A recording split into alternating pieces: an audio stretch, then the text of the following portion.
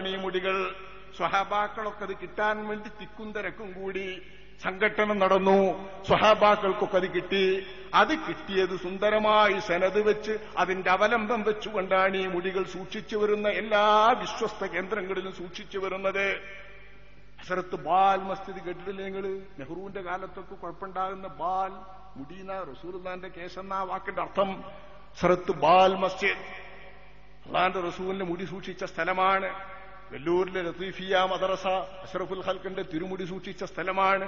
ഡൽഹിയിലെ പ്രസിദ്ധമായ ജുമാ മസ്ജിദ്, ഡൽഹി ജുമാ മസ്ജിദ് റസൂലുള്ളാന്റെ മുടി സൂക്ഷിച്ച സ്ഥലമാണ്. ആദരവായ നബി തങ്ങളുടെ മുടി സൂക്ഷിച്ച സ്ഥലങ്ങൾ നമ്മുടെ ഇന്ത്യയിൽ തന്നെ അതിന്റെ വ്യക്തമായ അവലംബങ്ങളോടുകൂടെ അതാരിൽ നിന്ന് കിട്ടി, എവിടെ നിന്ന് കിട്ടി, എങ്ങനെ കിട്ടിയെന്ന് പരമ്പര മുറിയാതെ സനത് വെച്ചിട്ടാ സൂക്ഷിക്കുക. അല്ലാത്തത് വിശ്വാസികൾ കണക്കിലെടുക്കൂല, വിവരമുള്ളവർ കണക്കിലെടുക്കൂല.